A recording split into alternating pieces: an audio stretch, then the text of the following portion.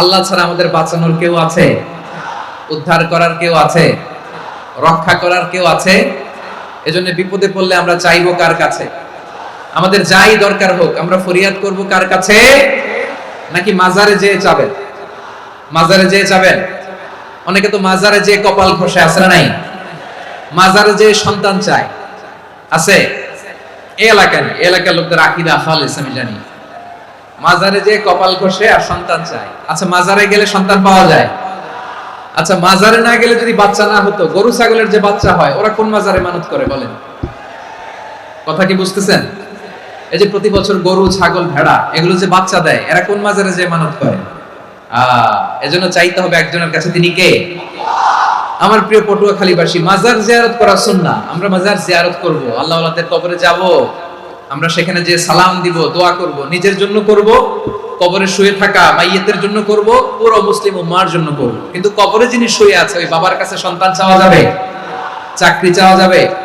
সফলতা চাওয়া যাবে? সফলতা দেয় কে?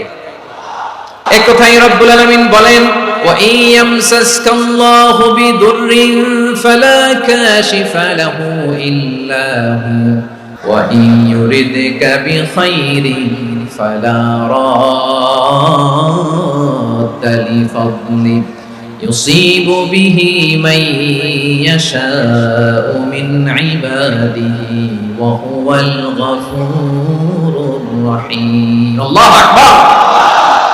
আল্লাহ বললেন, ওয়া ইয়ামসাসকাল্লাহু বিদুররিন ফালা কাশিফা লাহু ইল্লা হু। আল্লাহ যদি তোমাকে কোনো বিপদ স্পর্শ করায়, আল্লাহ যদি তোমারে কোনো বিপদে ফেলে দেয়, ওই বিপদ থেকে উদ্ধার করার তিনি ছাড়া আর কেউ নাই। জোরে বলেন ঠিক কিনা? তিনি যদি কোনো বিপদে ফেলেন, তিনি ছাড়া বিপদ থেকে উদ্ধার করার কেউ নাই। আর তিনি যদি তোমার প্রতি কোনো অনুগ্রহ করতে চান, ওই অনুগ্রহ ঠেকিয়ে দেওয়ার ক্ষমতাও কারো নাই। আল্লাহ যদি আপনার সফলতা দিতে চায়, পৃথিবীর কোন শক্তি ওই সফলতাকে থামাতে পারে? এজন্য আল্লাহ বললেন, খবরদার, চিন্তার আকীদা খালিস করে নাও। ওয়া ইয়ামসাসকাল্লাহু বিদুররিন ফালা কাশিফা লাহু ইল্লা হু। আল্লাহ বিপদে ফেললে বিপদ থেকে উদ্ধার করার কেউ থাকে না। আর আল্লাহ যদি তোমার প্রতি দয়া দেখাতে চান, অনুগ্রহ করতে চান, ওই অনুগ্রহকে প্রতিরোধ করার মতো ক্ষমতা কারো নাই। তিনি তার বান্দাদের মধ্য থেকে যাকে ইচ্ছা তাকে দেন, যত ইচ্ছা তত দেন। তিনি ক্ষমাশীল, তিনি মেহেরবান। সুবহানাল্লাহ। তিনি ক্ষমাশীল, তিনি মেহেরবান। তাহলে এই আয়াত থেকে আমরা বুঝতে পারলাম, আমরা যদি বিপদে পড়ি আমাদেরকে কেউ বাঁচাতে পারে না। আমার বাবা আমারে বাঁচাতে পারে, আমার মা আমাকে বাঁচাতে পারে, আমার বন্ধু আমারে বাঁচাতে পারে, আমার দলের কর্মী আমাকে বাঁচাতে পারে, আমার পীর সাহেব আমারে বাঁচাতে পারে। আমার পটুয়াখালীর ভাইরা খেয়াল রাখবেন, বাঁচাতে পারে এক মহান সত্তা, উদ্ধার করতে পারে এক মহান সত্তা। চিৎকার করে বলুন, তিনি কে? আবার আল্লাহ বললেন, আম্মান ইউজিবুল মুযতাররা ইযা দাআহু ওয়া ইয়াকশিফুস সুআ ওয়া ইয়াজআলুকুম খুলাফাআল আরদ আইলাহুম মা'আল্লাহ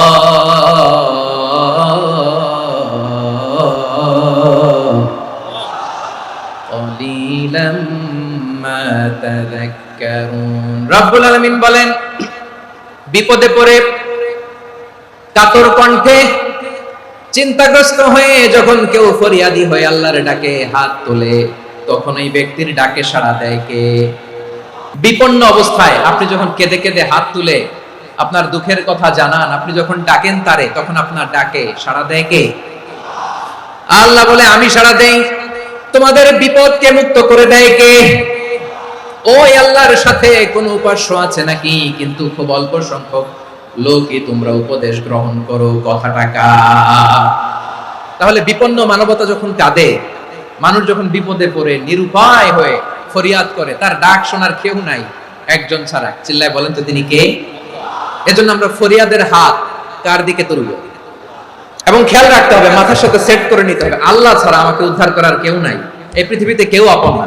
প্রিয় ভাই, বিপদে পড়লে বোঝা যায় কেউ আপন না। আপন শুধু একজন মহান সত্তা, তিনি কে? বিপদে আপদে কেউ আমাদের বাঁচাতে পারে না, তরাতে পারে না, মুক্তি দিতে পারে না, উদ্ধার করতে পারে না, একমাত্র আমার প্রভু ছাড়া, আল্লাহ ছাড়া। চিল্লায় বলেন ঠিক কিনা? মাথার সাথে এটা সেট করে নিতে হবে যে আমাদের পুরো জীবনটাই পরীক্ষা। The life is a test. পুরো জীবনটাই পরীক্ষা। এই জীবনে বিপদ আসবে, আপদ আসবে, পরীক্ষা আসবে, সবার জীবনে এটা থাকে। এক একজনের পরীক্ষা এক এক রকম। আমার পরীক্ষা একরকম, মাসুদ ভাইয়ের পরীক্ষা একরকম, চৌধুরী সাহেবের পরীক্ষা একরকম, আপনার পরীক্ষা একরকম, ওনার পরীক্ষা আবার আরেক রকম। পুরো পৃথিবীটাই পরীক্ষা ক্ষেত্র, সবাই পরীক্ষা দিচ্ছি, কিন্তু কারো পরীক্ষা প্রশ্নের সাথে কারোটার মিল নাই। সুবহানাল্লাহ পড়বেন না? পুরোটাই পরীক্ষা ক্ষেত্র, সবাই পরীক্ষার্থী, কিন্তু প্রশ্নপত্র একটার সাথে আরেকটা মিলে না। One doesn't match the other. একজনেরটার সাথে আরেকজনেরটা মিলে না। কাউকে আল্লাহ তাআলা ধনী বানিয়ে পরীক্ষা করেন, আবার কাউকে আল্লাহ তাআলা গরিব বানিয়ে পরীক্ষা করেন, কাউকে আল্লাহ অসুস্থ বানিয়ে পরীক্ষা করেন। কেউ দেখবেন যে দুরারোগ্য ব্যাধিতে আক্রান্ত, ডাক্তার বলেছে আর সময় নাই, দুরারোগ্য ব্যাধি ক্যান্সার, যার নেই কোনো অ্যান্সার, তার জন্য পরীক্ষা হচ্ছে এই রোগ। আরেক লোক দেখবেন তার আবার রোগ বালাই নাই, মাশাআল্লাহ, তাকে আল্লাহ তাআলা আর্থিক দৈন্যতা, দারিদ্রতা দিয়ে পরীক্ষা করছেন। এরকম আছে না নাই? টাকা পয়সা নাই, দিন আনে দিন খায়, যা আছে তাতে চলে না, এটা তার জন্য পরীক্ষা। আবার আরেক শ্রেণীর লোক দেখবেন তাকে আল্লাহ অসুস্থতাও দেয় নাই, দারিদ্রতাও দেয় নাই, তার দাম্পত্য জীবনের সমস্যা, স্ত্রী কথা শোনে না, অথবা ছেলে মেয়ে কথা শোনে না। তাহলে পরীক্ষা সবার জীবনে আছে, এক একজনের পরীক্ষাটা এক এক রকম। আল্লাহ তাআলা দেখতে চায় যে এই পরীক্ষার সময় আমরা কিরকম রেসপন্স করি, how to deal with the test, কিভাবে এই বিপদ আপদ পরীক্ষাগুলোকে আমরা হ্যান্ডেল করব, ডিল করব, এটা হচ্ছে আজকের আলোচনার বিষয়। আমার প্রিয় ভাইরা, তাহলে পরীক্ষাময় আমাদের জীবন, বিপদ আপদ পরীক্ষা, এটা মানুষের পিছু ছাড়ে না, সবার জীবনে পরীক্ষা আছে। নবীদের জীবনেও পরীক্ষা ছিল। সাহাবারা জিজ্ঞেস করেছেন, ইয়া রাসূলুল্লাহ আইয়ুন নাসি আশাদ্দু বালাআন ফিদ দুনিয়া, এই দুনিয়ার বুকে কাদের পরীক্ষা সবচেয়ে বেশি? বিশ্বনবী বলেছেন আল আম্বিয়া, এই পৃথিবীতে সবচেয়ে বেশি পরীক্ষা আল্লাহ তাআলা নিয়ে থাকেন নবীদের। কাদের? নবীদের। সুম্মাল আমসাল ফাল আমসাল, এরপরে নবীদের পরের স্তরে যারা, তাদের পরীক্ষা। এরপরে তাদের পরের স্তরে যারা, তাদের পরীক্ষা। সিদ্দিকীনদের, শুহাদাদের, সালিহিনদের, আল্লাহওয়ালাদের, যার ঈমান যত মজবুত তার জীবনে পরীক্ষাও তত বেশি। চিল্লায় বলেন ঠিক কিনা? তাহলে মুমিনরা, বিশ্বাসীরা, আমরা কি পরীক্ষা বিপদ আপদে ভয় পাই? না, মুমিনরা বিপদে ভয় পায় না, তারা হতাশ হয় না, সুবহানাল্লাহ, তারা নিরাশ হয় না। বিশ্বাসীরা হাল ছেড়ে দেয় না, তারা ভরসা রাখে একজনের উপর। চিল্লায় বলতে হবে তিনি কে? কারণ মুমিন জানে the grief isn't permanent, the test isn't permanent, the struggle in our life isn't permanent. আমাদের জীবনের দুঃখ, কষ্ট, স্ট্রাগল, এগুলো পার্মানেন্ট নয়। After every difficulties there is an ease. সব কষ্টের পরেই একটা সুখ আছে না নাই? রব্বুল আলামিন বলেন, ফা ইন্না মাআল উসরি ইউসরা, ইন্না মাআল উসরি ইউসরা, ভয় পেও না, চিন্তা করো না, কষ্টের সাথেই আমি রেখে দিয়েছি স্বস্তি। সুবহানাল্লাহ বলেন। মুমিন জীবনে বিপদ যত বেশি, কষ্ট যত বেশি, তার সামনে সফলতা তার চেয়েও বেশি। কারণ বিশ্বাসীরা জানে রাত্রি যত গভীর হয়, সুবহে সাদিকের সময় তত আগাতে থাকে। গর্ভবতী নারীর পেটের ব্যথা যত বাড়তে থাকে, ঘরে নতুন মেহমান আগমনের সময় ঘনাতে থাকে। মুমিনদের উপর বিপদ, অত্যাচার, আপদ, পরীক্ষা যত বাড়তে থাকে, কালেমার পতাকা উড্ডয়নের সময় কাছে আসতে থাকে। বিশ্বাসীদের এগুলো হিসাব মিলানো অনেক আগে, এগুলো অনেক আগে হিসাব মিলানো।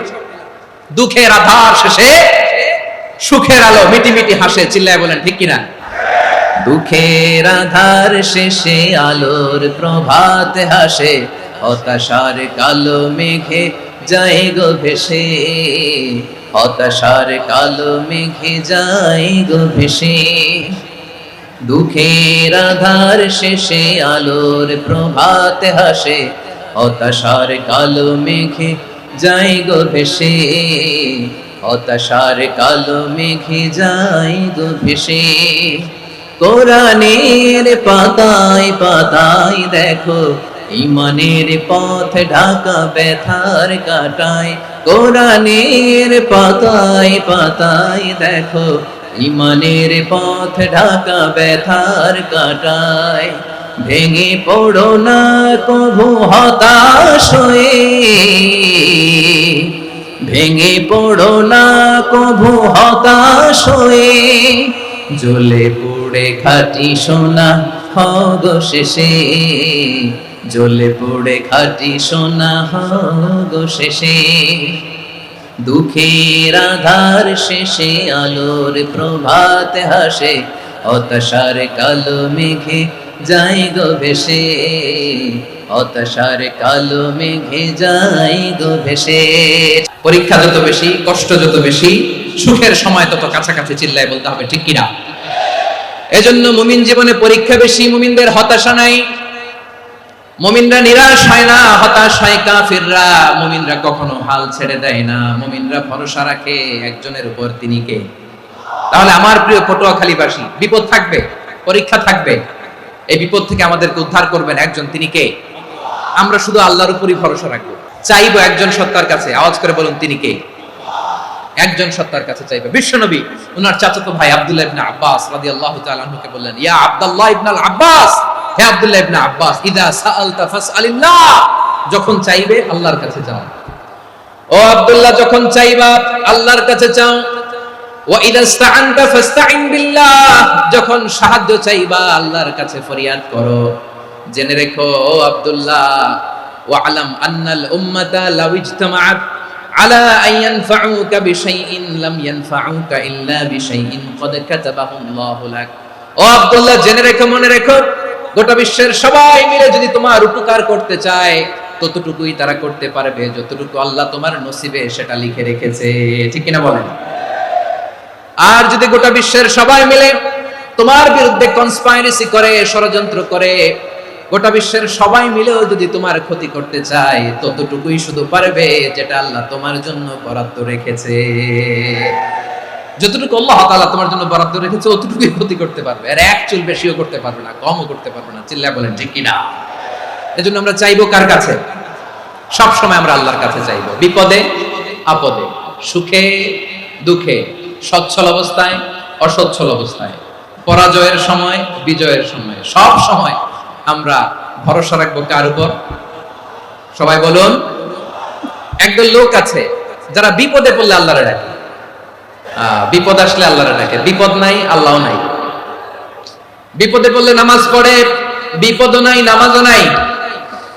বিপদে পড়লে জিকির করে, বিপদ যখন চলে যায় ওদের জিকিরও বন্ধ হয়ে যায়। এরকম আছে না নাই? কিছু লোক দেখবেন পরীক্ষা আসলে নামাজ পড়ে, দেখবেন পরীক্ষার সময় নামাজ পড়ে, পরীক্ষাও নাই নামাজও আছে। এরকম কিছু লোক আছে অসুস্থ হলে আল্লাহরে বড্ড ভালোবাসে, আল্লাহরে খুব ডাকে। অসুস্থ হইলে অসুস্থতাও নাই, আল্লাহ স্মরণও নাই। দেখবেন কিছু লোক নির্বাচন আসলে খুব আল্লাহ আল্লাহ হয়ে যায়, তখন দেখবেন মাথার মধ্যে হেজাব লাগায়, পাঞ্জাবি লাগায়, আল্লাহ আল্লাহ হয়ে যায়। নির্বাচনও নাই, এরপরে আল্লাহর কথাও নাই। আছে না নাই? না, এরকম হওয়া যাবে না। সব সময় আমরা আল্লাহরে ডাকবো, বিপদে আপদে সব সময় ভরসা রাখবো আমরা একজনের উপর। আওয়াজ করে বলেন, তিনি কে? এ কথায় আল্লাহ তাআলা আমাদের চোখে আঙ্গুল দিয়ে জানিয়ে দিলেন, ফাইদা রাকিবু ফিল ফুলকি দা'আউল্লাহা মুখলিসিনা লাহুদ্দিন ফালাম্মা নাজ্জাহুম ইলাল বাররি ইযা হুম ইউশরিকুন। আল্লাহ বলে একদল লোক আছে, তারা যখন নৌযানে চড়ে, জলযানে চড়ে, সাগরের মধ্যে যখন জাহাজে চড়ে, লঞ্চে চড়ে, তারা যখন তুফানের সম্মুখীন হয়, তখন তারা আল্লাহরে বড্ড বেশি ডাকে, একান্ত ভাবে ডাকে, বিশুদ্ধ চিত্তে ডাকে। আবার তুফান থেকে তাদেরকে সেফ জোনে নিয়ে, নিরাপদ জোনে নিয়ে যখন বন্দরে আমি আল্লাহ তাদেরকে বিড়িয়ে দেই, ওই লোকগুলো আবার আমি আল্লাহর সাথে শিরিক করে। এরকম আছে না নাই? জাহাজে উঠছে, সাগরের মাঝখানে তুফান, ওই সময় দেখবেন আল্লাহ কারে কয়। এই কথা তো আপনাদেরকে বোঝানো সহজ, আপনারা তো নদীর দেশের মানুষ। আচ্ছা, লঞ্চে উঠে তুফানের সম্মুখীন হয়েছেন, জলোচ্ছ্বাস, সবাই আমার বলার দরকার নাই, বলেন, মাঝ নদী, তুফান, জলোচ্ছ্বাস, জলের মধ্যে উচ্ছ্বাস, ঢেউ, টর্নেডো, সাইক্লোন, মেঘের ঘনঘটা, পরিবেশ ঘুটঘুটে অন্ধকার, লঞ্চ একবার এদিকে আরেকবার ওইদিকে, ভিতরে কি অবস্থা হয় বলেন তো? তখন মুসলিম আল্লাহরে ডাকে, হিন্দু আল্লাহরে ডাকে, ঠিক কিনা বলেন? আস্তিক আল্লাহরে ডাকে, নাস্তিক আল্লাহরে ডাকে, ঠিক কিনা? লঞ্চের ভেতর, স্টিমারের ভেতর কান্নারে রোল পড়ে যায়, চিৎকারের রোল পড়ে যায়, সবার মুখ দিয়ে শুধু একটা আওয়াজ, লা ইলাহা লা ইলাহা লা ইলাহা সুবহানাল্লাহ আলহামদুলিল্লাহ লা ইলাহা। আল্লাহ নামের জিকির করবে যারা, আল্লাহর কাছে প্রিয় তারা, আল্লাহর কাছে প্রিয় যারা, জান্নাতে প্রবেশ করবে তারা।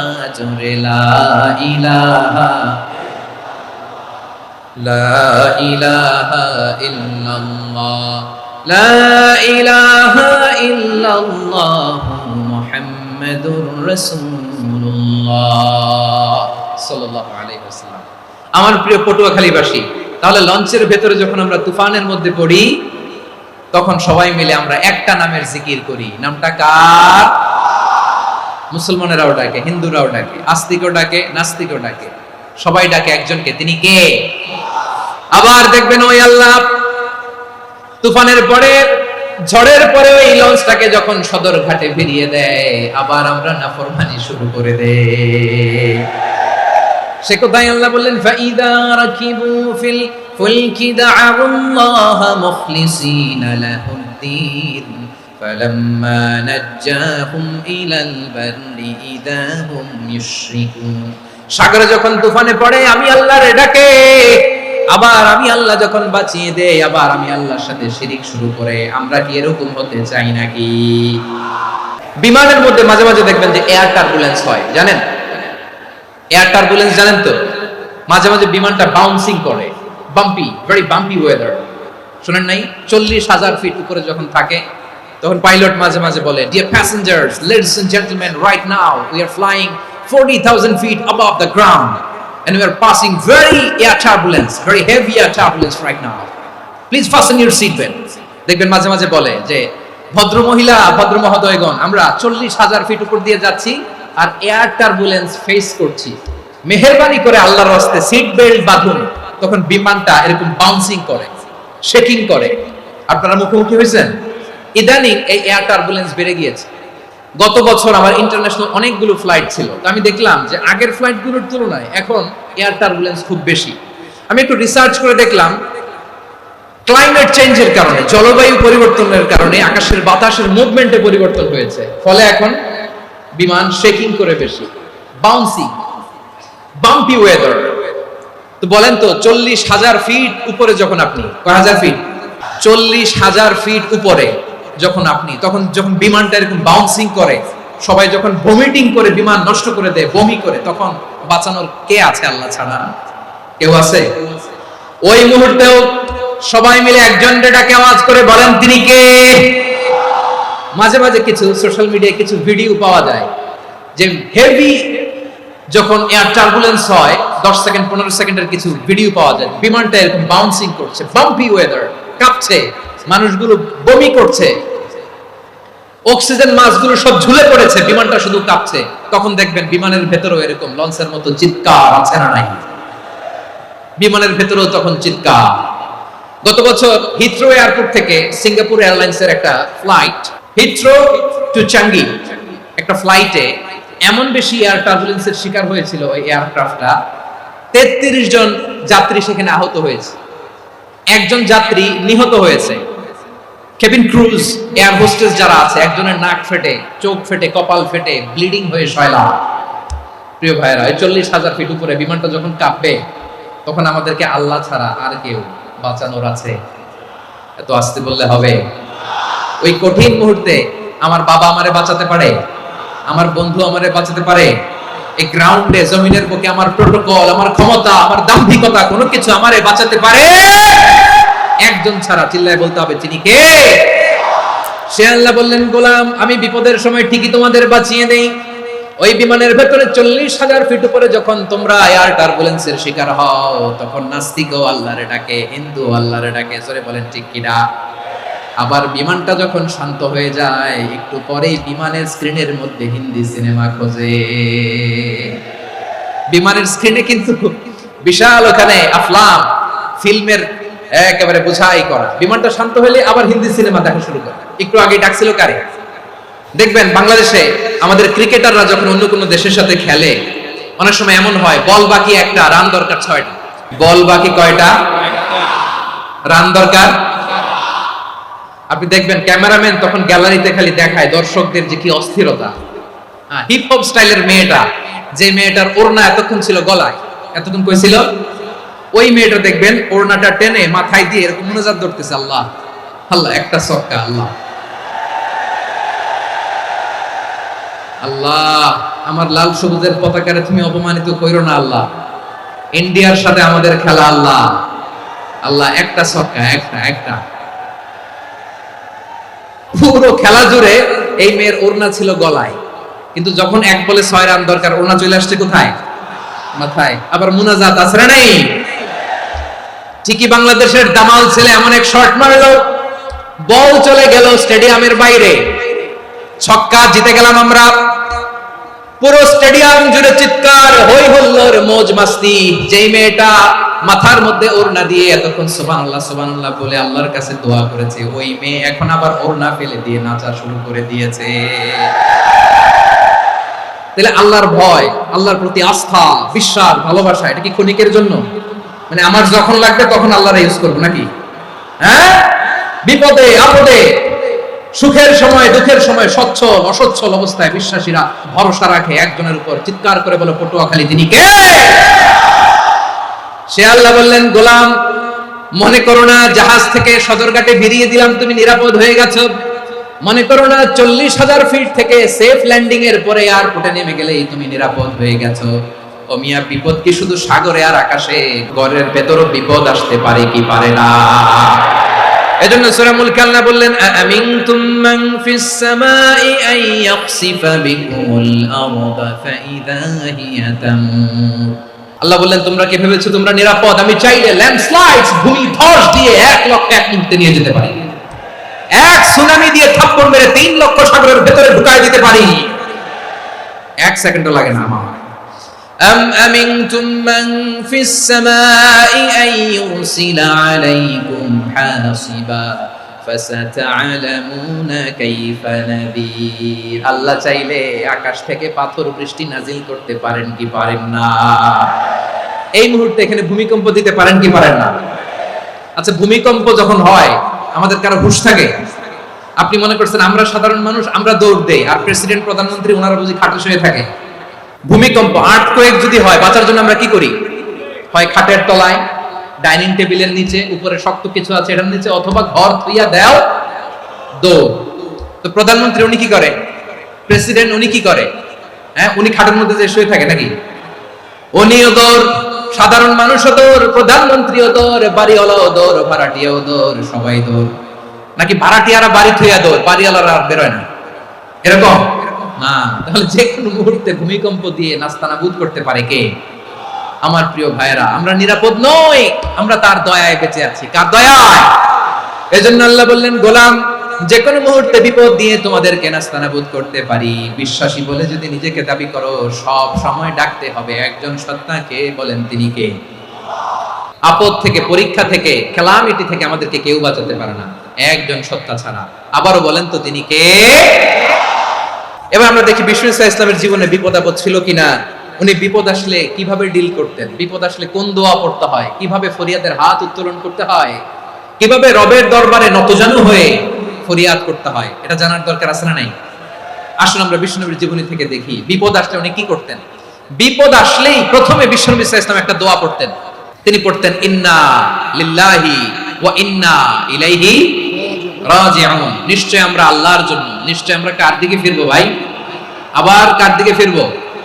আওয়াজ করে বলুন তো, আমরা এসেছি কার কাছ থেকে, আবারও ফিরে যাব কার কাছে?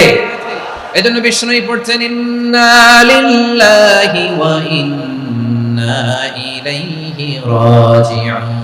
নিশ্চয় আল্লাহর জন্য, ওই আল্লাহর দিকেই আমরা ফিরে যাব। তারপরে বিষ্ণু পড়তেন, আল্লাহুম্মা আজুরনি ফি মুসিবাতি ওয়াখলুফ লি খায়রাম মিনহা। একসাথে প্রথমে পড়তেন ইন্না লিল্লাহি ওয়া ইন্না ইলাইহি রাজিউন, তারপর পড়তেন আল্লাহুম্মা আজুরনি ফি মুসিবাতি ওয়াখলুফ লি খায়রাম মিনহা। মানে আল্লাহ, এই যে আমি বিপদে ধৈর্য ধারণ করলাম, এটার সব তুমি আমারে দাও। আর যেটা হারালাম এর চেয়ে ভালো কিছু দিয়ে মেকআপ করে দিও, ভালো কিছু দিয়ে বদল করে দিও। সুবহানাল্লাহ পড়েন। তাহলে বিপদ আসলে আমরা কি করব? এদেশে পরস্পরে দেখা হলে দেয় সালাম, এদেশে আমজনতার হৃদয় জুড়ে পাকালাম, এদেশে বিপদ এলে সর্বজনে সর্বক্ষণে দোয়া পড়ে ইন্না লিল্লাহ। কি পড়ে?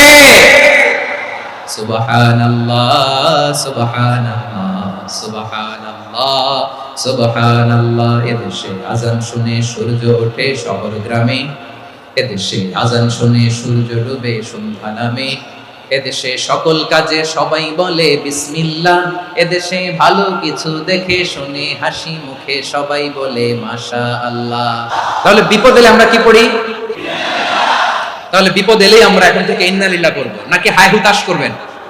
একদল আছে হাই হুতাশ করে, হায় আল্লাহ রে মোর কি হইল রে, মুই কি হরমু রে, মুই কমবে যামু রে, এরকম বিলাপ করতে নিষেধ করেছেন বিশ্বনবী। কি করব, কই যাব, কি হবে, হায় হায়, এরকম হাহুতাশ আছে না নাই? বিশ্বাসীরা হাহুতাশ করে না, তারা ইন্না লিল্লাহ পড়ে। কি পড়ে মনে থাকবে? আমরা পড়বো ইন্না লিল্লাহি ওয়া ইন্না ইলাইহি রাজিউন। নিশ্চয়ই আমরা আল্লাহর জন্য, আমরা আল্লাহর দিকেই ফিরে যাব। এরপর পড়বো আল্লাহুম্মা আজুরনি ফি মুসিবাতি ওয়া আখলুফ লি খায়রাম মিনহা। আল্লাহ, আমি যে বিপদে ধৈর্য ধারণ করলাম এটার সওয়াব দিও, আর যা হারালাম তার চেয়ে ভালো কিছু দিয়ে বদল করে দিও। সুবহানাল্লাহ পড়েন। বিশ্বনবীর হাদিস শুনলেন উম্মে সালামা রাদিয়াল্লাহু তাআলা আনহা। ওনার স্বামী হলো আবু সালামা। মজার ঘটনা খেয়াল করে শুনেন।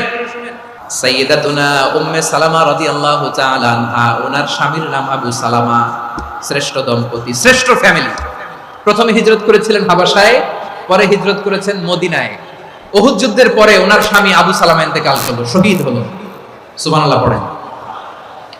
যখন আবু সালামা ইন্তেকাল করলো, উম্মে সালামা রাদিয়াল্লাহু তাআলা আনহা কেঁদে কেঁদে হয়রান। আর নবীর শিখানো বাণী অনুযায়ী তিনি বারবার পড়ছিলেন ইন্না লিল্লাহ। কি পড়ছিলেন?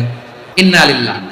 যেহেতু বিশ্বনবী বলেছেন কেউ যদি বিপদের প্রথম ধাক্কায় পড়ে ইন্না লিল্লাহি ওয়া ইন্না ইলাইহি রাজিউন, আল্লাহুম্মা আজুরনি ফি মুসিবাতি ওয়া আখলুফ লি খায়রাম মিনহা, তাহলে এই বিপদে যে সে যা হারালো তার চেয়ে শ্রেষ্ঠ কিছু দিয়ে আল্লাহ তার বদল দিয়ে দিবে।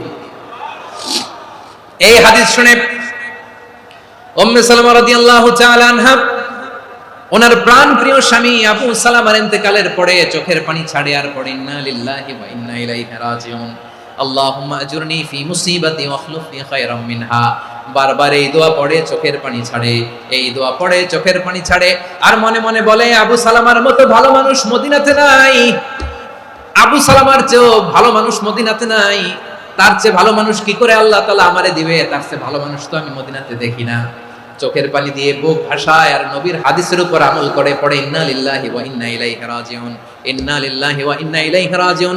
পড়তে পড়তে চোখের পানি ছাড়ে আর চিন্তা করে বিশ্বনবী বললেন এই দোয়া পড়লে যেটা হারালাম তার চেয়ে ভালো কিছু দিয়ে আল্লাহ পুরস্কার দেয়। আবু সালামের চেয়ে ভালো মানুষ মদিনার মধ্যে আর কে হতে পারে? কি আজীব তামাশা, কি অবাক করা ঘটনা। কিছুদিন পরে দেখা গেল সাইয়্যিদুল মুরসালিন রাহমাতাল লিল আলামিন স্বয়ং বিশ্ব নবী উম্মে সালামাকে বিয়ের প্রস্তাব পাঠিয়েছে। স্বয়ং বিশ্ব নবী উম্মে সালামা রাদিয়াল্লাহু তাআলা আনহাকে বিয়ের প্রস্তাব পাঠিয়েছেন। উনি রাজি হয়ে গেলেন, বিয়ে হয়ে গেল, উনি হয়ে গেলেন উম্মুল মুমিনিন, আমাদের মা, পুরো মুসলিম উম্মার মা। চিৎকার করে বলেন আল্লাহু আকবার। তাহলে আমার প্রাণপ্রিয় ভাইরা, বিপদে পড়লে আমরা পড়বো ইন্না লিল্লাহি ওয়া ইন্না ইলাইহি রাজিউন, আল্লাহুম্মা আজুরনি ফি মুসিবাতি ওয়া আখলুফ লি খায়রাম মিনহা। যারা যারা বিপদ আসলে এই দোয়াটা পড়বেন এখন থেকে আওয়াজ করে ইনশাআল্লাহ বলেন। যা হারাইছেন তার চেয়ে শ্রেষ্ঠ জিনিস দিয়ে বদলা দিবে কে? তাহলে বিপদে পড়লেই প্রথমে আমরা এটা পড়ব। শুনে শুনে মুখস্থ করবেন। আমার মায়েরা, আমার বোনেরা, আপনাদের জন্য 3টি মাঠের অ্যারেঞ্জমেন্ট করা হয়েছে, আমি জানি। আপনারাও এই দোয়াগুলো পড়বেন। আপনার স্বামীকে শেখাবেন, সন্তানকে শেখাবেন, আপনার পুরো পরিবারটাকে জান্নাতের টুকরো বানিয়ে দিবে কে? তাহলে বিপদ আসলে প্রথমে কি পড়তে হবে এটা জেনে গেলাম। এরপরে বিপদ আসলে নিজেকে কি করে আল্লাহর কাছে সঁপে দিতে হয় এটাও জানার দরকার আছে না নাই?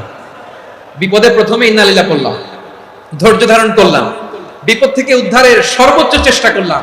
আমার কাজ যখন শেষ তখন আমি আমার এই বিষয়টা আল্লাহর কাছে সঁপে দিব। কার কাছে? বিপদে পড়লে কেমন করে নিজেকে আল্লাহর কাছে সঁপে দিতে হয় আসুন সাইয়েদনা ইব্রাহিম আলাইহিস সালামের জীবনী থেকে জানি। আল্লাহর খলিল ইব্রাহিম আলাইহিস সালাম আমাদের মতো সমাজ ব্যবস্থা পায় নাই। আমরা জন্মের পরে আমাদের কানের ভেতরে আজান দিয়েছে কে? একামত দিয়েছে কে? আমাদের বাপ-দাদারা আমাদের কানে আজান দিয়েছে কি দেয় নাই? আমাদের জন্মের পরেই তো আজান, একামত, বাড়ির পাশে মসজিদ, প্রতিদিন আজান, জুমার খুতবা, প্রতি মাসে মাসে তাফসীরুল কোরআন মাহফিল, মসজিদ, মিনারা, অভাব নাই। ঠিক কিনা বলেন? আপনি যেই সুন্দর ইসলামিক এনভায়রনমেন্ট পেয়েছেন, আমাদের ইব্রাহিম খলিল উনিও কি এরকম পেয়েছিলেন? হ্যাঁ, উনি জন্মের পর পরে ওনার কানে আজান দিছে কেউ? আমার প্রিয় ভাইরা, আগা গোড়া একটা শিরকি পরিবেশ উনি জন্মগ্রহণ করেছেন। উনি ছাড়া ওই তল্লাটে একজনও আল্লাহর উপর বিশ্বাসী নাই। কল্পনা করতে পারেন? গোটা তল্লাটে, গোটা দেশে বিশ্বাসী মুমিন, আল্লাহর উপর বিশ্বাস স্থাপনকারী কয়জন? সবাই বলেন কয়জন? বাকি সব মুশরিক। বাকি সব মুশরিক নিজের সাথে নিজে শক্ত বোঝাপড়া করে, অ্যানালজি করে, সেলফ কনভারসেশন করে উনি মহা সত্যের সন্ধান পেয়েছে। উনি আকাশের তারা দেখে ভাবে মনে হয় এটাই আমার খোদা, পরে দেখে তারা নাই, মনে মনে বলে না তাইলে এটা না। আবার চাঁদ দেখে বলে চাঁদটা বড় মায়া লাগে, মনে হয় এটাই আমার রব, পরে দেখে চাঁদও নাই, কয় না এটা না। এরপরে দ্বি প্রহরের জলজলে সূর্যটা খা খা করে গোটা পৃথিবীটারে রৌদ্র দিয়ে তাতিয়ে রাখে। তিনি ভাবলেন মনে হয় এটাই আমার রব, কারণ এটাই তো সবচেয়ে বড়। কিন্তু বিকেল বেলা ওই সূর্যটাও যখন চলে যায়, সাইয়েদনা ইব্রাহিম বলে না এটাও তো নাই, আমার খোদা যদি আমারে ছেড়ে চলে যায়, বিপদে পড়লে আমারে উদ্ধার করবে কে? এভাবে নিজের সাথে অ্যানালজি, সেলফ কনভারসেশন করতে করতে করতে তিনি মহা সত্যের সন্ধান পেয়েছেন। সুবহানাল্লাহ। সব শেষে তিনি ডিসিশন নিয়ে ঘোষণা দিলেন, ইন্নী ওয়াজ্জাহাতু ওয়াজহিয়া লিল্লাযী ফাতারাস সামাওয়াতি ওয়াল আরদা হানিফান ওয়া মা আনা মিনাল মুশরিকিন। নিশ্চয় আমি এমন সত্তার দিকে মনোনিবেশ করলাম, মুখাপেক্ষী হলাম, যিনি আকাশ বানিয়েছেন, জমিন বানিয়েছেন, আমি মুশরিক নই। সুবহানাল্লাহ। পারতেন? আপনি পারতেন? কেউ নাই, লক্ষ লক্ষ মুশরিক, আপনি একা। ওনার মতো এরকম বিচক্ষণতা দিয়ে আল্লাহরে খুঁজে পাইতে পারতেন আপনি? কি নবী ছিল, আল্লাহকে খুঁজে পেয়েছে। যখন আল্লাহর ইবাদত শুরু করলো, এই কথা ছড়ায় পড়লো চারদিকে। নমরুদ সাইয়েদনা ইব্রাহিমকে ডেকে পাঠালেন। নমরুদ বলে, ইব্রাহিম তুমি নাকি মূর্তির পূজা না করে কোন নতুন রবের ইবাদত করো, কে তোমার রব? সাইয়েদনা ইব্রাহিম বললেন, রব্বি আল্লাযী ইউহয়ী ওয়া ইউমীত, আমি এমন রবের ইবাদত করি যিনি জীবন দেন, যিনি মৃত্যু দেন। নমরুদ বলে, তাই নাকি? তোমার রব জীবন দেয়, মৃত্যু দেয়, আর এটা তো আমি দেই, আমিও তো জীবন দেই, আমিও তো মৃত্যু দেই। সাইয়েদনা ইব্রাহিম বললেন, কেমন করে তুমি জীবন দাও, মৃত্যু দাও, একটু দেখাও তো। নমরুদ জেলখানা থেকে দুজন কয়েদিকে ডেকে আনলো, কয়েদি এনে অর্ডার করলো, একটাকে এখনই শিরোচ্ছেদ, হেড অফ, ডেথ পেনাল্টি, মৃত্যুদণ্ড দেয়া হলো, ফিনকি দিয়ে রক্ত বের হলো। নমরুদ বলে, দেখো দুজনকে ধরে আনলাম, একজন কয়েদিকে দিলাম ডেথ পেনাল্টি, মৃত্যুদণ্ড, ওরে মৃত্যু দিলাম, আরেকজন যে দাঁড়িয়ে আছে চাইলে ওরেও আমি মৃত্যুদণ্ড দিতে পারি, কিন্তু না, ওরে আমি দিব না, ওরে আমি বাঁচাইয়া দিলাম, ছেড়ে দিলাম, মানে জীবন দিলাম। দেখো ইব্রাহিম, তোমার চোখের সামনে একজনরে মৃত্যু দিলাম, আর একজনরে জীবন দিলাম। আপাত দৃষ্টিতে তাই তো, একজনরে তো জীবন দিল, আরেকজনরে মৃত্যু দিল। সাইয়েদনা ইব্রাহিম এবার বিপাকে পড়ে গেলেন। কিন্তু এক একজন নবীকে আল্লাহ এমন উইজডম বিচক্ষণতা দিয়ে এই জমিনে পাঠিয়েছেন, মুহূর্তের মধ্যে আল্লাহর খলিল ইব্রাহিম বললেন, فإن الله يأتي بالشمس من المشرق فأتي بها من المغرب فبهت الذي كفر। আল্লাহর খলিল ইব্রাহিম বললেন, নমরুদ বুঝলাম তুমি জীবন দাও, মৃত্যু দাও, দেখলাম, কিন্তু আমার রব, আমার আল্লাহ প্রতিদিন সকালবেলা উষা লগ্নে ওই পূর্ব দিগন্ত থেকে সূর্যটাকে উদিত করেন, সাঁঝের বেলা, বিকেল বেলা, কুথুলি লগ্নে, সন্ধ্যা বেলা ওই দ্বিপ্রহরের জল জলে সূর্যটাকে পশ্চিম দিগন্তে ডুবিয়ে দেন। মানে সকালবেলা পূর্ব দিক থেকে উদিত করা সূর্যটাকে পশ্চিম দিকে বিকেলে তিনি ডুবিয়ে দেন। তুমি যদি পারো ওই সূর্যটাকে পশ্চিম দিক থেকে উদিত করে পূর্ব দিকে ডুবিয়ে দাও। সুবহানাল্লাহ পড়বেন না? দেখেন, ইনস্ট্যান্ট ইন্টেলেক্ট, মুহূর্তে বিচক্ষণতা, উইজডম কাকে বলে? নমরুদ পারবে? নমরুদের বাপ পারবে?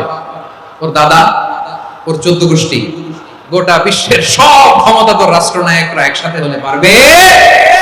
ফাবুহিতাল্লাযী কাফার পারে নাই, ব্যর্থ হয়েছে। এবার তেলে বেগুনে জ্বলে উঠেছে, রেগে মেগে আগুন বলে, ফালকুহু ফিল জাহিম, ওর সাথে তর্ক নাই, না পেরে এবার এটারে আগুনে ফেলা। বিশাল বিশাল গাছ কেটে লাকড়ি এনে আগুনের কুণ্ডলি বানানো হলো, দাও দাও দাও দাও করে আগুন জ্বলে। আল্লাহর খলিল ইব্রাহিমকে আগুনে নিক্ষেপ করা হবে। আল্লাহর খলিল সাইয়েদনা ইব্রাহিমের হাতের মধ্যে রশি দিয়ে টাইট করে বাঁধা হলো, পায়ের মধ্যেও টাইট করে রশি দিয়ে বাঁধা হলো।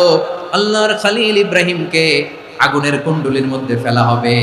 ওমিয়া, আপনি যে বিপদের কারণে ভয় পান, হতাশ হন, এটা কোনো বিপদ? ওনার বিপদের সামনে এটা কোনো বিপদই না, এটা কোনো বিপদই না। হাত পা বেঁধে টাইট করে নিক্ষেপ করা হবে, সিম্পলি ফেলা যাবে না, কারণ দাও দাও করে দ্য ব্লেজিং ফায়ার, এমন আগুনের কুণ্ডলি, কাছে যাওয়া যায় না, আগুনের উত্তাপে নিক্ষেপ করা হবে। হাতে রশি বেঁধে পায়ে রশি বেঁধে আল্লাহর খলিল ইব্রাহিম আলাইহিস সালামকে আগুনের মধ্যে নিক্ষেপ করা হবে। আহা, এটার বলে অগ্নি পরীক্ষা। উনি অগ্নি পরীক্ষার সম্মুখীন হয়েছিলেন। এজন্য কঠিন পরীক্ষাকে আমরা অগ্নি পরীক্ষার সাথে তুলনা করি, ঠিক কি না? সাইয়েদনা জিবরাইল এসে বললেন, ও আল্লাহর খলিল, ওরা তো আপনার হাতও বেঁধে ফেললো, পাও বেঁধে ফেললো, নড়াচড়ার সুযোগ নাই, বলেন আমি জিবরিল ফেরেশতা আপনার জন্য কি করতে পারি? আল্লাহর খলিল ইব্রাহিম বলেন, ও জিবরাইল, তোমার কাছে আমার কোনো চাওয়া পাওয়া নাই। সুবহানাল্লাহ বলেন। তোমার কাছে বলার কিছু নাই, তোমার সাহায্যের আমার দরকার নাই। সাইয়েদনা ইব্রাহিম আলাইহিস সালামকে হাতে পায়ে রশি বেঁধে হাত পা বাঁধা অবস্থায় জ্বলন্ত অগ্নিকুণ্ডে যখন নমরুদের দলবল নিক্ষেপ করবে, আল্লাহর খলিল কিভাবে নিজেকে আল্লাহর কাছে সঁপে দিয়েছেন, পটুয়াখালীর ভাইরা খেয়াল করে শুনুন। হাত পা বেঁধে আল্লাহর খলিলকে যখন নিক্ষেপ করা হবে, তিনি মুখ ফুটে বলে ফেললেন, হাসবুনাল্লাহু ওয়া নি'মাল ওয়াকিল। হাসবুনাল্লাহু ওয়া নি'মাল ওয়াকিল, আমার জন্য আল্লাহই যথেষ্ট, আমার জন্য আল্লাহই যথেষ্ট, তিনি আমার সবচেয়ে বড় গার্ডিয়ান, তিনি আমার সবচেয়ে বড় অভিভাবক। জিবরাইলের সাহায্যে অফারকে ফিরিয়ে দিলেন, দুনিয়ার বুকে কারো কাছে কিছু বলেন নাই, মুখ ফুটে বলেছেন হাসবুনাল্লাহ। ও আমার পটুয়াখালীর প্রাণের ভাইয়েরা, খেয়াল রাখবেন, কোন বান্দা তার হাতে থাকা সব চেষ্টাটুকুন করার পরে মুখ ফসকে মুখ দিয়ে যখন বলে ফেলে হাসবুনাল্লাহ, বান্দা যখন হাসবুনাল্লাহ বলে ফেলে, ওই ব্যাপারটা ডিল করার দায়িত্ব স্বয়ং আল্লাহ আরশের উপর থেকে নিয়ে নেয়। আপনি যখন বলে ফেলবেন হাসবুনাল্লাহ, এটা ডিলিং করবে কে তখন? বান্দা তার সাধ্যের সবটুকু চেষ্টার পরে নতজানু হয়ে যখন বলবে হাসবুনাল্লাহ, আল্লাহ তুমি আমার জন্য যথেষ্ট, নি'মাল ওয়াকিল, তুমি আমার শ্রেষ্ঠ অভিভাবক, তখন তার কি দরকার না দরকার এটা ডিল করে স্বয়ং আল্লাহ। নিক্ষেপ করা হলো সাইয়েদনা ইব্রাহিমকে অগ্নিকুণ্ডলিতে। হাজার হাজার মানুষের দৃশ্য দেখার জন্য জড়ো হয়েছে এরকম বিশাল ময়দানে। কিন্তু কি অবাক করার ঘটনা, সবাই ভয় পাচ্ছিল, না জানে কি হয়ে যায়। আল্লাহর খলিলকে যখন আগুনের কুণ্ডলিতে নিক্ষেপ করা হয়, আল্লাহর খলিল ইব্রাহিম আগুনের কুণ্ডলির মধ্যে বসে বসে মানুষগুলোর দিকে তাকিয়ে হাসতে শুরু করে দেয়। কারণ আকাশ থেকে রব্বুল আলামিন স্পেশাল ভার্ডিক্ট নাজিল করেছেন, স্পেশাল হুকুম জারি করেছেন, কুলনা ইয়া নারু কুনি বারদান ওয়া সালামান আলা ইব্রাহিম। ও আগুন, খবরদার, সৃষ্টি শুরু থেকে তোকে একটা ধর্ম আমি বাতলে দিয়েছিলাম, তোর ধর্ম, আগুনের ধর্ম হলো যা পাবে জ্বালিয়ে সারখার করবে। আল্লাহ বলল, আগুন, তোর ধর্ম দিয়েছিলাম, তুই সব জ্বালিয়ে পুড়িয়ে সারখার করে দিবি, কিন্তু ক্ষণিকের জন্য আমি তোর জ্বালিয়ে দেওয়ার ক্ষমতাটাকে কেড়ে নিলাম, জ্বালিয়ে ভস্ম করে দেওয়ার ক্ষমতা আমি কেড়ে নিলাম। কুনি বারদান, ঠান্ডা হয়ে যা, কিন্তু এত বেশি ঠান্ডা হবি না আবার আমার ইব্রাহিমের জন্য সর্দি লেগে না যায়। সুবহানাল্লাহ, এত আস্তে বললে হবে? কুনি বারদান, বারদ মানে বরফ, ঠান্ডা, ঠান্ডা হ, কিন্তু এত ঠান্ডা হবি না যাতে আমার ইব্রাহিমের কষ্ট হয়। আগুন বলে, আল্লাহ একবার বললাম ঠান্ডা হ, আবার বলো এত ঠান্ডা হবি না যাতে খলিলের সর্দি না লাগে। কেমন ঠান্ডা হব, কেমন এনভায়রনমেন্ট তৈরি করে দেব বলো? আল্লাহ বললেন, সালামান আলা ইব্রাহিম, আমার খলিল, আমার ইব্রাহিমের জন্য তুই জান্নাতের গুল বাগিচা হয়ে যা। ও ভাই, নবী মুসার মতো ঈমান হলে রাস্তা হবে সাগর জলে, নবী ইউসুফের মতন ঈমান হলে একে একে দরজা খোলে। নবী ইব্রাহিমের মতন ঈমান যদি আজও থাকে বিদ্যমান, অগ্নিকুণ্ডে দেখতে পাবে খুবসুরত এক ফুল ভাগা। কুলনা ইয়া নারু কুনি বারদান ওয়া সালামান আলা ইব্রাহিম। বান্দা যখন মুখ দিয়ে বলে হাসবুনাল্লাহ, আমার আল্লাহ আমার জন্য যথেষ্ট। এই বলে যখন নিজেকে সঁপে দেয়, তার কি লাগবে ওই দায়িত্ব স্বয়ং নিয়ে নেয় কে? তাহলে আমার প্রিয় ভাইরা, বিপদের শুরুতেই আমরা বলবো ইন্না লিল্লাহ। শুরুতে কি বলবো? এরপরে যেই বাক্যটা পড়ে নিজের পরিস্থিতিকে আল্লাহর দরবারে সঁপে দিব, সেটা হচ্ছে হাসবুনাল্লাহ। সেটা কি? বিষ্ণু বলেন লা ইয়াজালু লিসানুকা রাতাবান মিন যিকরিল্লাহ। সব সময় আল্লাহর স্মরণ দিয়ে, জিকির দিয়ে জিহ্বাটারে সিক্ত রাখো। আর শয়তানু জাসিমুন আলা কলবি ইবনে আদম। শয়তান বনি আদমের কলবে খামচি মেরে বসে থাকে। ফাইদা যাকারাল্লাহ খালাসা। মানুষ যখন আল্লাহর স্মরণ করে, জিকির করে, শয়তান দৌড়ে পালায়। ওয়া ইদা গাফালা ওয়াসওয়াসা। যখনই বনি আদম গাফেল হয়, তখনই শয়তান তার হৃদয়ে ওয়াসওয়াসা দেয়। এজন্য বিপদে পড়লে ইন্না লিল্লাহ, নিজের সব টুকুন করার পরে, নিজের রোল প্লে করার পরে নিজেকে আমরা কি বলে সঁপে দিব? সবাই বলেন, মনে থাকবে? বিপদে পড়লে প্রথমে ইন্না লিল্লাহ, এরপরে নিজেকে যখন সঁপে দিব তখন হাসবুনাল্লাহ। এরপরে কঠিন বিপদে যখন বিশ্বনবী পড়তেন তখন কি করতেন? এমন বিপদ মাঝে মাঝে হয় না, দেয়ালে পিঠ থেকে যায়, চোখে মুখে অন্ধকার, কি করব দিশা খুঁজে পাই না, এরকম হয় কখনো? বিশ্বনবী এরকম কঠিন বিপদে পড়েছেন জীবনের কিছু কিছু মুহূর্তে। ওই মুহূর্তে বিশ্বনবী স্পেশাল দুইটা দোয়া পড়তেন। এই দোয়াগুলো আপনাদেরকে জানিয়ে দেয়। বিশ্বনবী বলেন, কঠিনতম বিপদে যখন পড়বা, দেয়ালে পিঠ থেকে যায়, চোখে মুখে অন্ধকার, বাঁচার কোনো উপায় নাই, তখন পড়বা লা ইলাহা ইল্লা আনতা সুবহানাকা ইন্নী কুনতু মিনাজ জালিমিন। আল্লাহ, তুমি ছাড়া কোনো ইলাহ নাই, তুমি পবিত্র, নিশ্চয় আমি জালিমদের অন্তর্ভুক্ত। সুবহানাল্লাহ বলেন। এই দোয়া সাইয়েদনা ইউনূস আলাইহিস সালাম পড়েছিলেন যখন মাছের পেটে ছিলেন। এবং অনেক মুফাসসিরিন ইকরাম বলেছেন, অনেক আহলুল ইলমরা বলেছেন, এটা হচ্ছে ইসমে আজম। ইসমে আজম এমন দোয়া যেটা দিয়ে দোয়া করলে আল্লাহ দোয়া কবুল করে। কিন্তু এটা কোনটা, এটা নিয়ে ইখতিলাফ আছে। কোন কোন আহলুল ইলম বলেন লা ইলাহা ইল্লা আনতা সুবহানাকা ইন্নী কুনতু মিনাজ জালিমিন, এটা হচ্ছে ইসমে আজম। সাইয়েদনা ইউনূস আলাইহিস সালাম পড়েছেন, আপনারা পড়েননি? এটা পড়বেন আপনারা। এই দোয়া পড়ে সাইয়েদনা ইউনূস আলাইহিস সালাম মাছের পেট থেকে রক্ষা পেয়েছিলেন। রক্ষা করেছিল কে? তুমি ইউনূস নবীরে যখন খাইলো মাছেতে গিলিয়া, ফেরেশতা পাঠাইয়া দিলে ইসমে আজম দিয়া। প্রাণে ছিল যাহার ভয়, সেথা পাইল আশ্রয়। প্রাণে ছিল যাহার ভয়, সেথা পাইল আশ্রয়। মাছের পেট হতে সে যে পেল পরিত্রাণ। আল্লাহু আল্লাহু তুমি জাল্লে জালালুহু, শেষ করা তো যায় না গে তোমার গুণগান। আল্লাহু আল্লাহু লা ইলাহা ইল্লা আনতা সুবহানাকা ইন্নী কুনতু মিনাজ জালিমিন। বিশ্বনবী বললেন, দেয়ালে পিঠ থেকে গেলে, চোখে মুখে অন্ধকার, বাঁচার কোনো উপায় নাই, তখন এই দোয়াটা পড়তে হবে। এই দোয়া পড়ে আল্লাহর কাছে ফরিয়াদ করলে বিপদ মুক্ত করবেন কে? কেন এই দোয়াটা আল্লাহর কাছে বড্ড প্রিয় জানেন আমার ভাইরা? কারণ এই দোয়ার মধ্যে তিনটা জিনিস আছে। এক নম্বরে হচ্ছে তাওহীদ, দুই নম্বরে তাসবিহ, তিন নম্বরে তাকরীর। আই রিপিট, আবারো বলছি, এক নম্বরে তাওহীদ, দুই নম্বরে তাসবিহ, তিন নম্বরে তাকরীর। এই দোয়াটা আল্লাহর কাছে এত পছন্দনীয় কারণ এই দোয়ার প্রথম অংশে আছে তাওহীদ, আল্লাহর একত্ববাদের ঘোষণা। লা ইলাহা ইল্লা আনতা, ও আল্লাহ আপনি ছাড়া কোনো ইলাহ নাই, উপাস্য নাই। এই কথা বললে আল্লাহ বড় খুশি হয়ে যায়। সুবহানাল্লাহ পড়েন। এই দোয়ার দ্বিতীয় অংশে আছে তাসবিহ, মানে আল্লাহর প্রশংসা, প্রশংসা সূচক বাণী। সুবহানাক সুবহানাক সুবহানাক, ও আল্লাহ আমি আপনার পবিত্রতা ঘোষণা করছি। সুবহানাক, এই কথা শুনলেও আল্লাহ খুশি হয়ে যায়। সুবহানাল্লাহ পড়েন। এই দোয়ার তৃতীয় অংশে আছে তাকরীর। তাকরীর মানে পাপের স্বীকৃতি।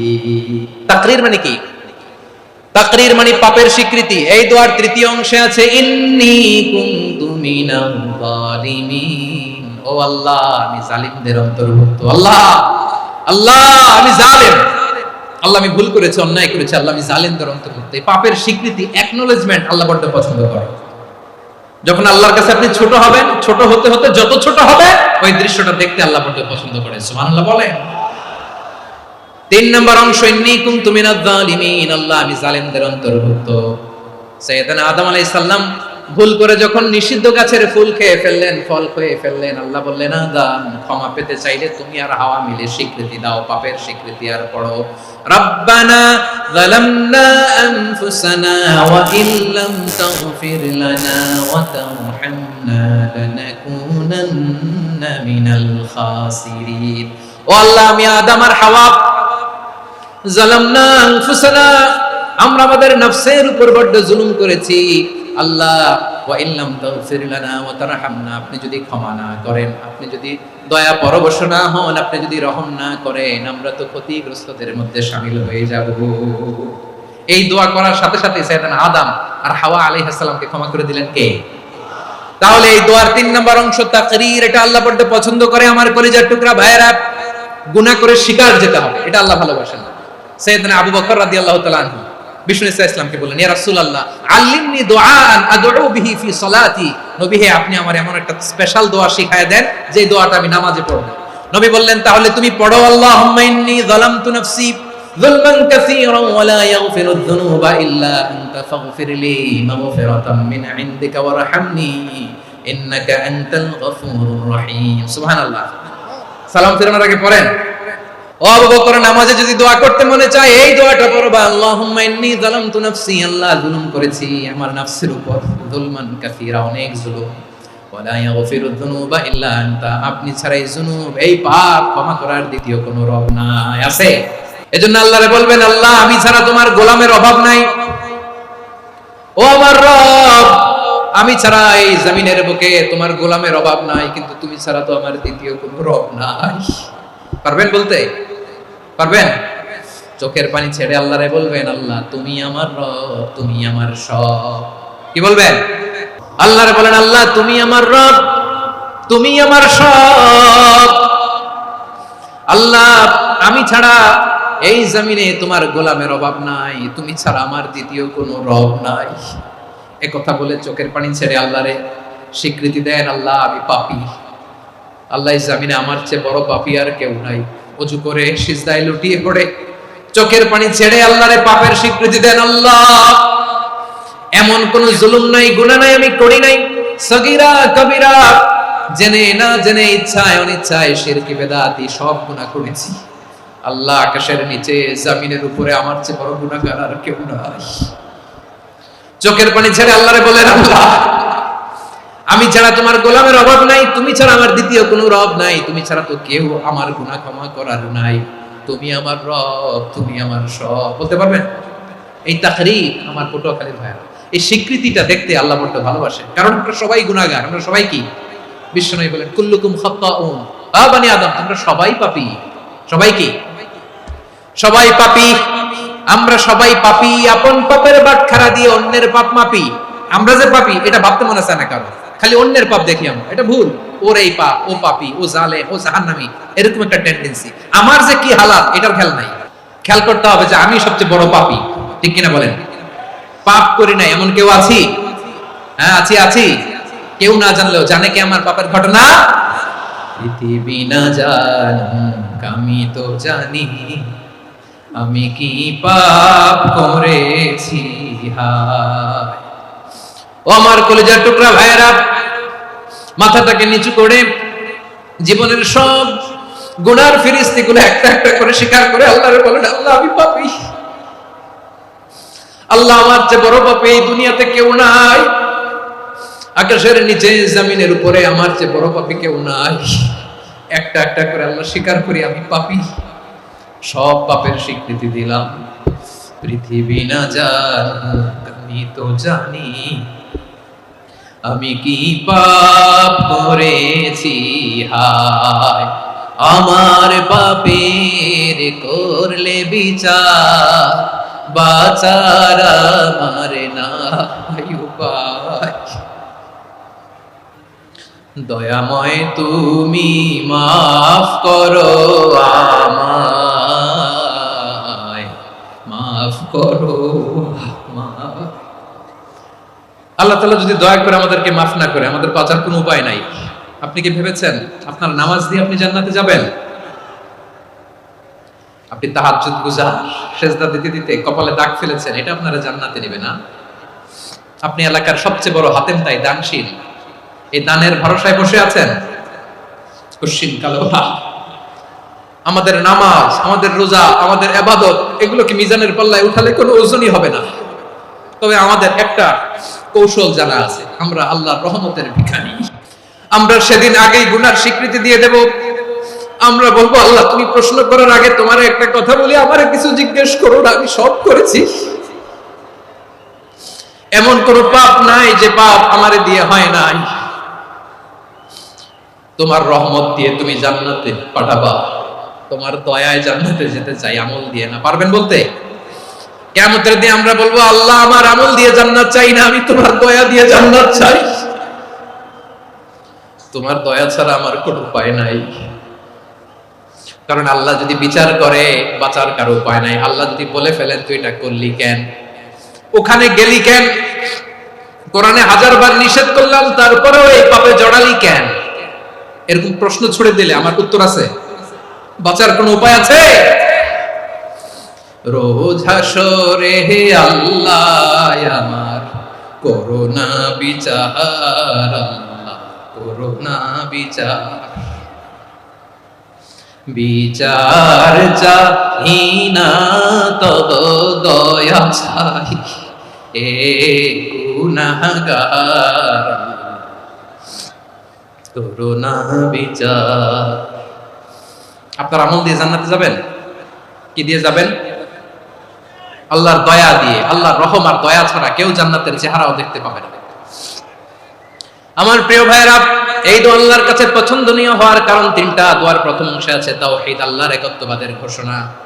এই দোয়ার দ্বিতীয় অংশ আছে তাসবিহ, আল্লাহর প্রশংসা সূচক বাণী। এই দোয়ার 3 নাম্বার অংশ পাপের স্বীকৃতি। তাহলে আমরা সবাই গুনাহগার, আমরা আল্লাহর কাছে পাপের স্বীকৃতি দিয়ে বলবো ও আল্লাহ ইন্নী কুনতু মিনাজ জালিমিন, আমরা জুলুম করেছি, পাপ করেছি, অন্যায় করেছি, আল্লাহ বুঝতে পারি নাই, শয়তানের ওয়াসওয়াসায় পড়ে, বন্ধুর পাল্লায় পড়ে, নফসের খায়েশ মেটাতে যে আল্লাহ করে ফেলেছি। তুমি গুনাহ না মাফ না করলে আমাদের গুনাহ মাফ করার দ্বিতীয় কেউ নাই। ঠিক কিনা বলেন? এভাবে অনুতপ্ত হয়ে যদি আল্লাহর কাছে দোয়া করেন, দেয়ালে পিঠ থেকে গেছে, কোন রাস্তা নাই বের হওয়া, ওই মুহূর্তেও আপনাকে বিপদ থেকে উদ্ধার করবে কে? বিশ্বনবী চরম বিপদে পড়লে দুটা দোয়া পড়তেন। প্রথম হলো এটা, লা ইলাহা ইল্লা আনতা সুবহানাকা ইন্নী কুনতু মিনাজ জালিমিন। এই দোয়াটা আমরা বেশি বেশি পড়ব প্রিয় ভাইরা। রাজি আছেন? সবাই আওয়াজ করে পড়ুন ইনশাআল্লাহ। আমার প্রিয় ভাইরা, বিপদে পড়লে বিশ্বনবী আরো একটা দোয়া পড়তেন, লা ইলাহা ইল্লাল্লাহুল আযীমুল হালিম, লা ইলাহা ইল্লাল্লাহু রাব্বুল আরশিল আযীম, লা ইলাহা ইল্লাল্লাহু রাব্বুস সামাওয়াতি ওয়াল আরদি ওয়া রাব্বুল আরশিল কারীম। আল্লাহ ছাড়া কোনো উপাস্য নাই, তিনি সুমহান, মহা সহিষ্ণু। আল্লাহ ছাড়া কোনো উপাস্য নাই, তিনি সুমহান, আরশের অধিপতি। আল্লাহ ছাড়া কোনো উপাস্য নাই, তিনি আকাশের মালিক, জমিনের মালিক, তিনি সুবিশাল আরশের অধিপতি। সুবহানাল্লাহ পড়েন। এই দোয়াটা কেউ যদি পড়ে যদি এর ওসিলা করে দোয়া করে, তাকে বিপদ থেকে মুক্তি দেয় কে? মনে থাকবে আপনাদের? তাহলে বিপদের প্রথম ধাক্কায় কি যেন পড়তে হয়? ইন্না লিল্লাহ। তারপরে কি বলে আল্লাহর কাছে নিজেকে সঁপে দিতে হয়? দেয়ালে পিঠ থেকে গেলে লা ইলাহা ইল্লা আনতা সুবহানাকা ইন্নী কুনতু মিনাজ জালিমিন। 2 নাম্বার হচ্ছে লা ইলাহা ইল্লাল্লাহুল আযীমুল হালিম, লা ইলাহা ইল্লাল্লাহু রাব্বুল আরশিল আযীম, লা ইলাহা ইল্লাল্লাহু রাব্বুস সামাওয়াতি ওয়াল আরদি ওয়া রাব্বুল আরশিল কারীম। মনে থাকবে? অনেক সময় এমন হয়, হঠাৎ বিপদের সম্মুখীন হই আমরা, রেডি হয়ে বের হইছি অফিসে, হঠাৎ অ্যাক্সিডেন্টে পড়ে যাই, হঠাৎ পেটের ব্যথায় অজ্ঞান, এরকম হয় না? বিষ্ণু ইসলাম বলেন, আকস্মিক দুর্ঘটনার বিপদ থেকে যদি কেউ বাঁচতে চায়, সকাল সন্ধ্যা যেন প্রত্যেকে এই দোয়াটা পড়ে। সকালে যদি 3 বার পড়ে, সন্ধ্যা পর্যন্ত হঠাৎ হঠাৎ বিপদ থেকে সে রক্ষা পাবে। To be protected from sudden calamity, sudden disaster. হঠাৎ বিপদ, হঠাৎ ভয়ঙ্কর কোন আকস্মিক বিপদ থেকে আল্লাহ বাঁচায় দেবে। সকালে পড়লে সন্ধ্যা পর্যন্ত প্রোটেক্টেড, সন্ধ্যাবেলায় যদি 3 বার পড়ে সকাল পর্যন্ত প্রোটেক্টেড। সুবহানাল্লাহ পড়ে। দোয়াটা কি? দোয়াটা হচ্ছে বিসমিল্লাহিল্লাযী লা ইয়াদুররু মা ইসমিহি শাইউন ফিল আরদি ওয়ালা ফিস সামাই ওয়া হুয়াস সামিউল আলিম। ছোট না? অনেক ছোট, মুখস্থ করবেন। বিসমিল্লাহিল্লাযী লা ইয়াদুররু মা ইসমিহি শাইউন ফিল আরদি ওয়ালা ফিস সামা। ওই আল্লাহর নাম নিচ্ছি যে আল্লাহর নামের বরকতে আকাশ জমিনের কোনো কিছু কারো কোনো ক্ষতি সাধন করতে পারে না। তিনি সর্বশ্রোতা, সর্বজ্ঞ। সুবহানাল্লাহ পড়েন। পড়বেন এই দোয়াটা, বিসমিল্লাহিল্লাযী লা ইয়াদুররু মা ইসমিহি শাইউন ফিল আরদি ওয়ালা ফিস সামাই ওয়া হুয়াস সামিউল আলিম। ফজরের পরে 3 বার, মাগরিবের পরে 3 বার যদি কেউ পড়ে, প্রোটেক্টেড, যে কোনো হঠাৎ বিপদ থেকে প্রোটেক্টেড। প্রোটেক্ট করেন কে? ওই আল্লাহর নাম নিচ্ছি যে আল্লাহর নামের ওসিলায় আকাশ জমিনের কোনো কিছু কোনো ক্ষতি করতে পারে না। সুবহানাল্লাহ পড়ে। আচ্ছা, এবার আমাদের জীবনে দুশ্চিন্তা আছে না নাই বলেন? Tension, hyper tension, anxiety, depression, সবার জীবনে টেনশন আছে না নাই? এই দুশ্চিন্তা, পেরেশানি, মারাত্মক পেরেশানি থেকে মুক্তি পাওয়ার জন্য বিষ্ণু সাল্লাল্লাহু আলাইহি ওয়াসাল্লাম দুটো দোয়া পড়তেন। কয়টা? অনেকগুলো পড়তেন। স্পেশাল দুটো দোয়া আজকে আপনাদের শিখায়া যাব, শুনবেন। পেরেশানিতে পড়লে, টেনশনে পড়লে এই দোয়াটা, প্রিয় ভাইরা, বিষ্ণু সাল্লাল্লাহু আলাইহি ওয়াসাল্লাম যখন খুব বিপদে পড়তেন, দুশ্চিন্তা ওনাকে ঘিরে ধরতো, উনি পড়তেন ইয়া হাইয়্যু ইয়া কাইয়্যুম বিরহমাতিকা আস্তাগীথ। ইয়া হাইয়্যু ইয়া কাইয়্যুম, হে শাশ্বত অবিনশ্বর, হে চিরঞ্জীব, বিরহমাতিকা আস্তাগীথ, তোমার রহমতের উসিলায় তোমার কাছে ফরিয়াদ করি, এটা পড়তেন। আবার আরেক বর্ণনায় এসেছে ইয়া হাইয়্যু ইয়া কাইয়্যুম বিরহমাতিকা আস্তাগীথ আসলিহ লি শা'নি কুল্লাহু ওয়া লা তাকিলনি ইলা নাফসি তারফাতা আইন। আসলিহ লি শা'নি কুল্লাহ, আল্লাহ আমার সবকিছু আপনি সেটেল করে দেন, আমাদের সব ঝামেলা সেটেল করে দিতে পারে কে? তাহলে পড়বেন ইয়া হাইয়্যু, হে চিরঞ্জীব। হাইয়্যু মানে চিরঞ্জীব, যিনি চিরকাল বেঁচে থাকবেন, মরবেন না। আল্লাহ মরবেন? তার কোনো লয় আছে? ক্ষয় আছে?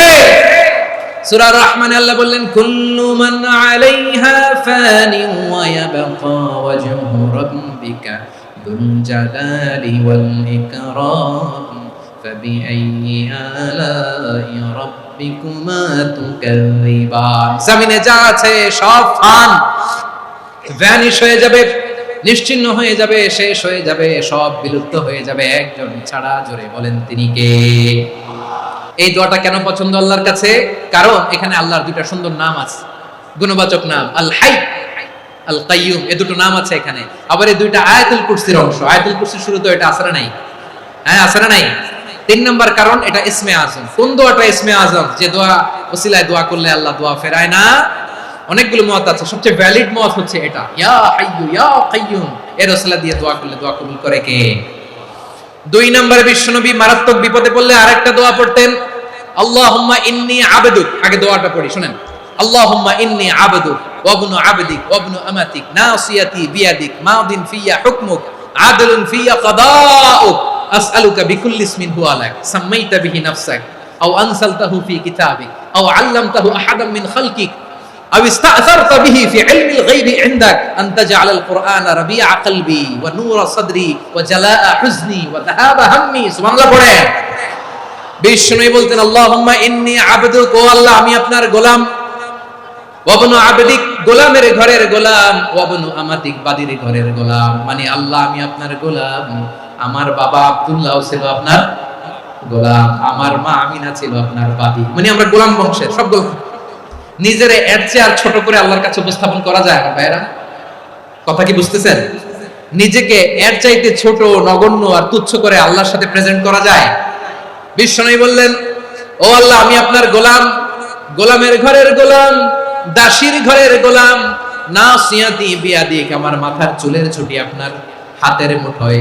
আপনি ডানে টান দিলে আমি ডানে যেতে বাধ্য, আপনি বাঁয়ে টান দিলে বাঁয়ে যেতে বাধ্য। বিশ্বনবী বললেন আল্লাহ আমার মাথার চুলের ঝুঁটি আপনার হাতের মুঠোয়। আচ্ছা, এইভাবে কাকে ধরা হয়? যে খুব ছোট, ঠিক কি না? নিজেকে কত ছোট করলেন বিশ্বনবী। ও আল্লাহ আমার মাথার চুলের ঝুঁটি আপনার হাতের মুঠোয়, আপনি ডানে টানলে আমি ডানে যাব, বাঁয়ে টানলে বাঁয়ে যাব। আল্লাহ আসআলুকা বিকুল্লি ইসমিন হুয়া লাক নাসিয়াতি বিয়াদিক মাদিন ফিয়া হুকমুক, আপনার নির্দেশ আমার উপর কার্যকর হবেই হবে। আদলুন ফিয়া কাদাউক, আপনার ফয়সালা, যেই ফয়সালাই আপনি আমার জন্য করেন এটাই ইনসাফ। সুবহানাল্লাহ বলে। আমরা আল্লাহর ফয়সালায় সন্তুষ্ট হতে চাই না। কত কমপ্লেইন, আল্লাহ তুমি এটা দিলা না, ওইটা পাইলাম না, ওইটা হইল না রে, এরকম অভিযোগ, কমপ্লেইন আমাদের আছে না নাই? আর বিশ্বনবী বলতেন আদলুন ফিয়া কাদাউ, আল্লাহ আমার জন্য তোমার যেটা ফয়সালা এটাই সবচেয়ে শ্রেষ্ঠ ইনসাফ, এর চেয়ে ইনসাফ আর হতে পারে? এভাবে কায়েম মনোবাক্যে আল্লাহর কাছে বিশ্বনবী দোয়া করতেন। এরপরে বিশ্বনবী বললেন আল্লাহ তোমার যত নাম আছে সব নামের ওসিলায় দোয়া করি, যে নাম তুমি আমাদেরকে জানিয়েছো, যে নাম তুমি আমাদেরকে জানাও নাই, যে নাম তুমি কোরআনে নাজিল করেছো, যে নাম নাজিল করো নাই, যে নাম শুধু নবীদেরকে জানিয়েছো। আর আল্লাহর এমন কিছু চমৎকার চমৎকার সুন্দর সুন্দর নাম আছে, এই নামগুলো রব্বুল আলামিন কাউকে জানাবে না। সুবহানাল্লাহ বলেন।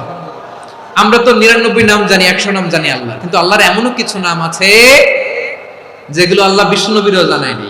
এগুলো আল্লাহ ইলমুল গায়বে রেখে দিয়েছেন। দোয়ার সময় বলবেন, আল্লাহ তোমার যেই নামগুলো জানি, যেগুলো জানি না, যেগুলো কোরআনে আছে, যেগুলো নাই, যেগুলো নবীরে খাস ভাবে জানাইছো ওগুলোর উসিলায়, যেগুলো কোনোদিন জানাবাও না তোমার ওই নামের উসিলাও তোমার কাছে চাই। আল্লাহ কোরআনকে আমার হৃদয়ের বসন্ত বানাও, আমার বক্ষের জ্যোতি বানাও, আমার চিন্তা দুশ্চিন্তা তুমি দূর করে দাও। বিশ্বনবী বললেন, এই কালিমাগুলো, এই বাক্যগুলো পড়ে যদি কেউ আল্লাহর কাছে ফরিয়াদ করে, তার হৃদয় থেকে দুশ্চিন্তা কাটিয়ে দিবে কে? আচ্ছা, সবশেষে বলি, ঋণের বোঝায় যারা জর্জরিত, বিষ্ণু সাল্লাল্লাহু আলাইহি ওয়াসাল্লাম চমৎকার একটা দোয়া শিখিয়েছেন।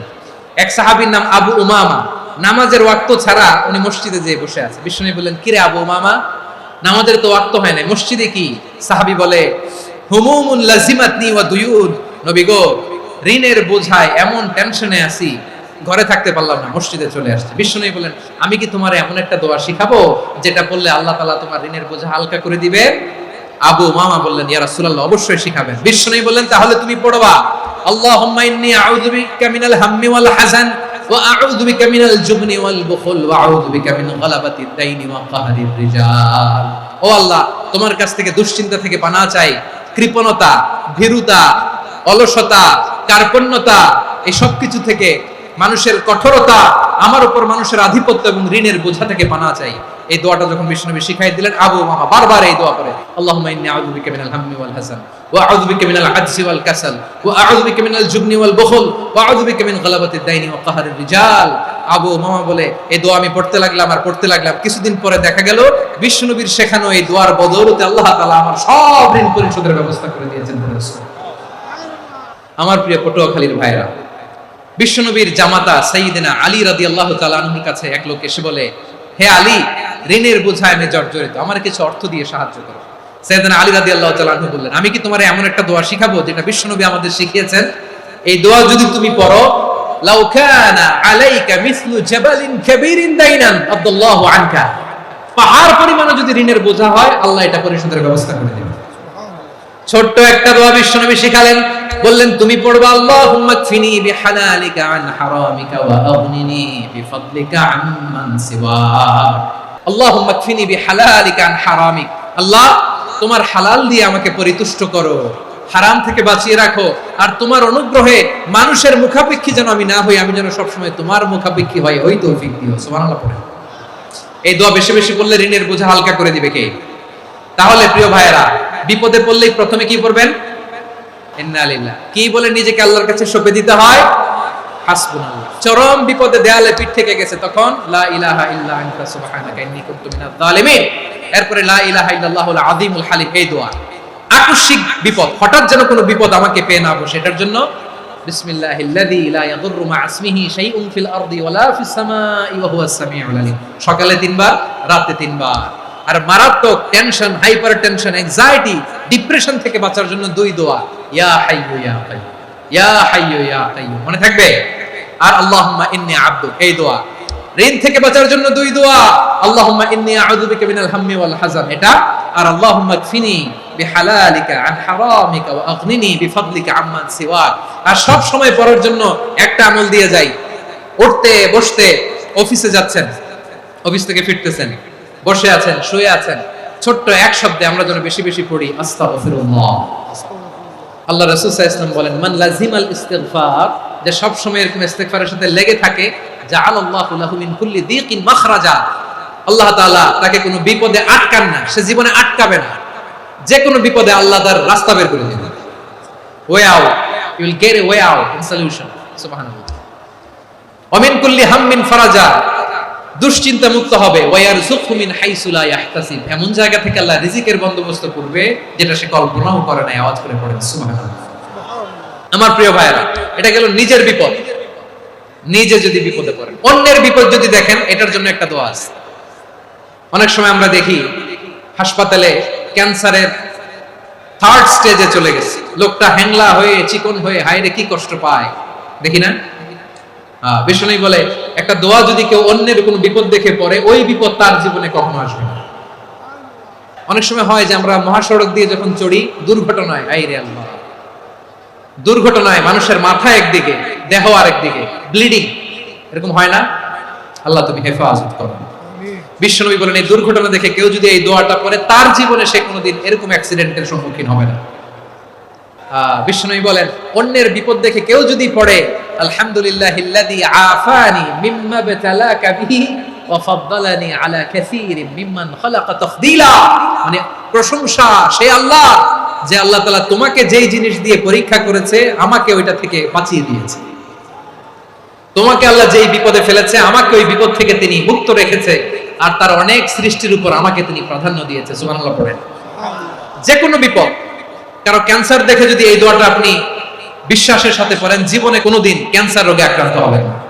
দুর্ঘটনা দেখে যদি পড়েন, ওই দুর্ঘটনা আপনাকে স্পর্শ করবে না। যে কোনো কারো বিপদ দেখে যদি কোনো বিশ্বাসী বান্দা এই দোয়া পড়ে, বিশ্বনবী বলেন লাম ইউসিবহু যালিকাল বালা, ওই বিপদ তাকে আর ধরবে না।